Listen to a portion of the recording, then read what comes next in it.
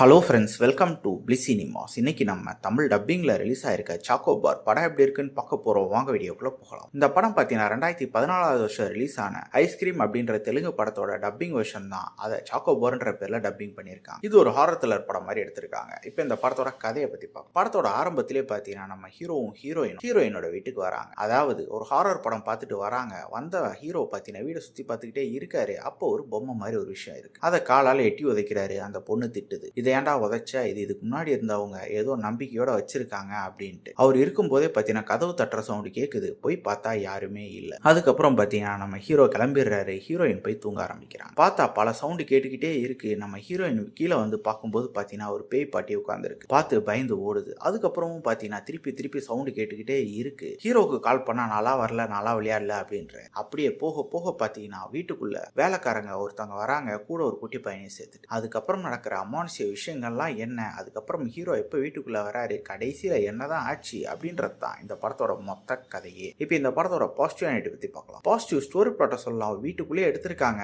அதில் முடிஞ்ச அளவு நீட்டான ஒரு ஸ்டோரி பிளாட்டை தான் எடுத்திருக்காங்க. அது பெர்ஃபார்மன்ஸ்ல ஹீரோயின் ஒரு ஓகேவான பெர்ஃபார்மன்ஸ் கொடுத்துருக்காங்கன்னு சொல்லலாம். கேரக்டர் ரைட்டிங் பார்த்தீங்கன்னா யார் கேரக்டருமே பெருசா எழுதல. யாரோடையும் மிங்கிலா உட்காந்து படத்தை பார்க்க முடியல. இந்த படமே பார்த்தீங்கன்னா ஒரு வீட்டுக்குள்ள தான் எடுத்திருக்காங்க. ஆனா அதுல இருக்க எந்த போர்ஷனுமே சுவாரஸ்யமா இல்லைன்னு சொல்லலாம். படமே ஒரு ஹாரர் படம். ஆனா அதுல வச்சிருக்க ஹாரர் போர்ஷன்ஸும் பெருசா ஒர்க் அவுட் ஆகவே இல்லை. டெக்னிக்கலியும் படம் பிலோ ஆவரேஜ் தான் இருக்கு. சினிமோட்டோகிராஃபி, சவுண்ட் எஃபெக்ட்ஸ், பிஜிஎம் எல்லாமே பிலோ ஆவரேஜ் தான். ஸ்கிரீன் பிளேஸும் பார்த்தீங்கன்னா பயங்கர ஃபிளாட்டான ஒரு ஸ்கிரீன் பிளே தான். படத்திலே ஒரு 4-5 கேரக்டர்ஸ் தான். யாருமே நம்ம இம்ப்ரெஸ் பண்ற மாதிரி நடிக்கவும் இல்லை. யார் கேரக்டர் ஒழுங்கா எழுதல. யாரோட ஸ்கிரீன் பிரசன்ஸும் சரியில்லை. மொத்தத்தில் எதுவுமே சரியில்லை. மொத்தத்தில் பார்த்தீங்கன்னா இது ஒரு பிலோ ஆவரேஜான படம் தான். வேணும்னா ட்ரை பண்ணி பாருங்க. இன்னொரு வீடியோவில் சந்திக்கலாம். தேங்க்யூ.